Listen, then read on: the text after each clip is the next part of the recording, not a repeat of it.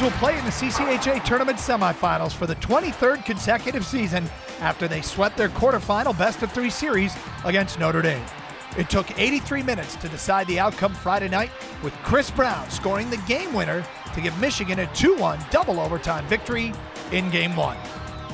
Mac totally sold it. The guy thought he was going to shoot. He slid it right over to me, and I just tried to put it on net, make sure we could end the game, and I could just go to bed.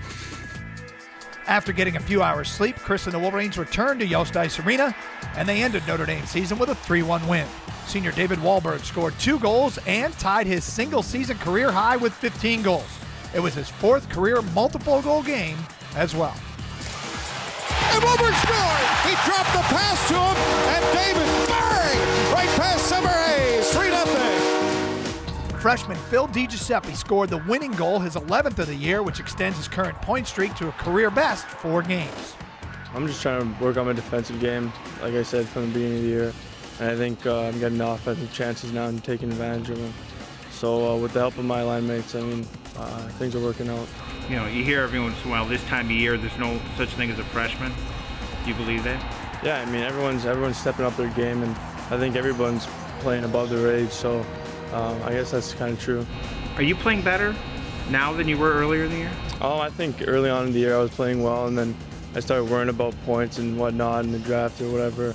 So it kind of went a little downhill, but then started picking it up, and now I'm just trying to work on defensively and just trying to get the W. The weekend's biggest star for Michigan was senior goalie Sean Hunwick, who backstopped both victories, including Friday night, where he made a career-high 38 saves. It's a fun, it was the last 2 games at Yost. I'll never play here again till, maybe this, not this summer, alumni weekend in 2 years. So, we obviously our class wanted to go out with a bang, and we wanted to get to the Joe and keep that streak alive. I feel like we got a ton of streaks to keep alive, and lucky enough we've been able to do it so far.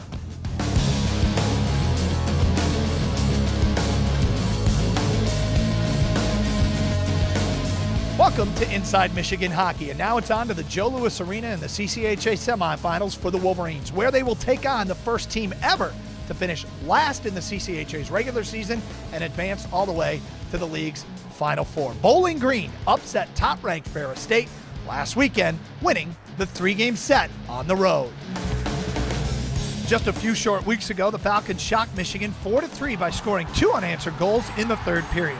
Michigan shut out BG in the regular season finale, but it wasn't easy, and now the Wolverines get a rematch on the CCHA's biggest stage.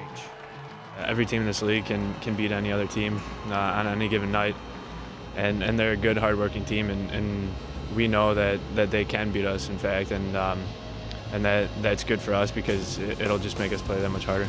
It's a great thing they're doing, making a run there, beating Ferris. Good for them. They're having some success right now, but I think we know what we have to do on Friday night, and we're hoping to go out there and take care of business and show why we are the #1 seed going in still here, and just take care of business, like I said. Not that you guys need convincing, but especially a blue liner. Defense is going to win championships for this team, is it not?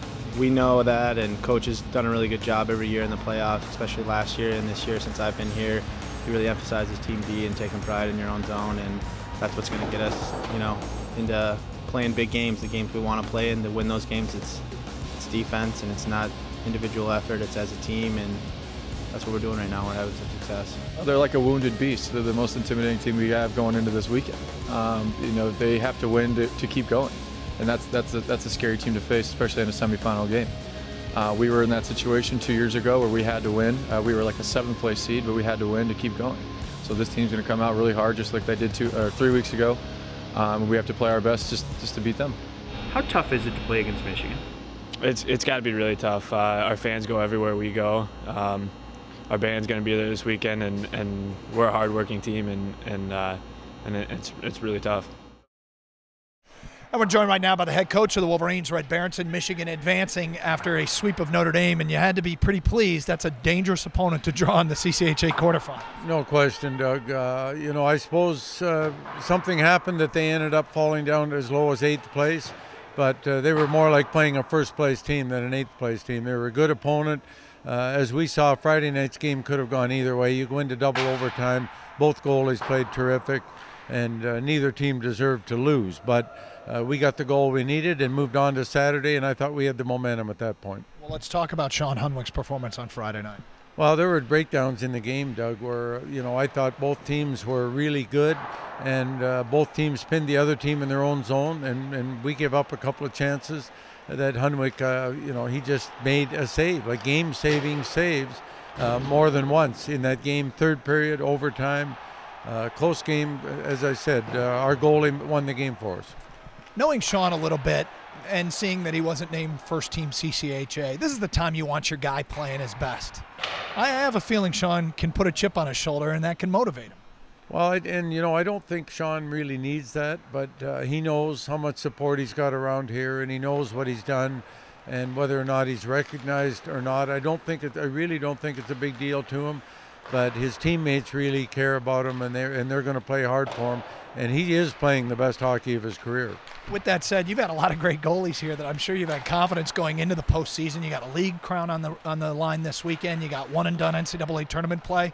Where does Sean rank in terms of Reds' confidence compared to some of the greats you've had? Well, and that's a great comment, Doug. I remember I just felt that way about Turco. I feel the same way about Sean Hunwick, that he's going to give us a chance every night. You come back on Saturday and you get the lead and hang on for the 3-1 win. And your seniors were so big. You got to love that, them going out with their real last games at Yost. Well, and whether or not they were thinking about that or not, but they just they rose to the occasion. I mean, Greg Pattern was an absolute physical presence all weekend, blocking shots, knocking people down, getting the puck out of our zone, killing penalties. I mean, he was on fire. And then David Wahlberg had a terrific bounce-back game on Saturday. 2 big goals for us. We really needed that, and he got the key goals. And Luke Glendening, everything's been said about him. You talk about an absolute physical machine, and just doing everything right all night, all weekend, every shift. And then with Hunwick in goal, there's your 4 seniors and maybe your 4 best players. And Glendening's line with Trias and DiGiuseppe, how good were they this week? Well, they had to be good, and they were. And they played heads up against Tynan and Lee, the top line for Notre Dame. They played every shift against them, and they more than held their own, so good for them. Well, Chris Brown gets the game winner on Friday night in overtime, and anytime Brownie scores a goal, you see the big Texas flag in the stands, and we asked Chris if he knew the genesis, where that came from. I met the kid through Twitter, actually, and he's like, yeah, I'm the guy who made it, and I think he made Carl's as well, but I'm pretty sure he makes them. I'm not sure. Don't quote me on that one just yet, but I'll find out for you. The Texas flag is awesome. It makes me feel like I'm at home. It's something a little special. Never thought there would be a Texas flag in the state of Michigan, let alone at a hockey game, so it's quite an anomaly. Out in front, score! Chris Brown wins the game in overtime. I got it from my backhand right to my forehand and just tried to put it on net. No aiming, no nothing. Fortunately, it went in. Michigan fans probably want to know, did you end up getting a good night's sleep? I couldn't fall asleep till like 2 because I was just on adrenaline after that. But eventually, I did get a good night's sleep and a good pregame nap for the next day. While Red Barrington has always stressed production and leadership from the Wolverines senior class, he also knew this team might only go as far as the junior class could carry him. Brown and the rest of the juniors have stepped up. The juniors have arrived. AJ's playing really well. Lynchy, Lee, led the team in points for a little while. Jeff's coming in playing great D. Sparks is, he's putting in his time, and I'm just trying to keep up with those guys. Hopefully I can score another goal, another big one like that against Bowling Green on Friday. Besides the team playing well, why are you playing well?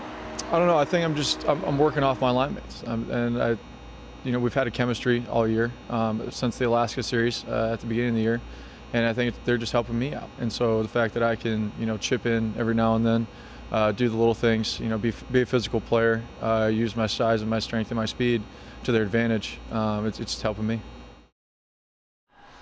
All right, Coach, something else this weekend. Brady Hoke was at both games, the football coach. You had a chance to talk to him about his experience? Well, I talked to him on the phone today. He was pretty excited about the environment, about our team, about the games, and about the fact that we're moving on in the playoffs, and good for him. Like he's I consider him a friend, not just another person on the staff. But it's good to see he's behind us just like we're behind him. All right, let's talk about your opponent in the CCHA semifinals. A couple weeks ago, you went down to Bowling Green. They played you tough. Did you think they were playing well enough to do what they've done, eliminate Northern, and then go eliminate top-ranked Ferris? Well, it was hard to tell, Doug. I thought they held their own with Michigan. I didn't think we played as well as we had to play, but they definitely were a better team than their record, and I think that's showing up now. Their goalie looked like he could definitely be a factor, and he has been.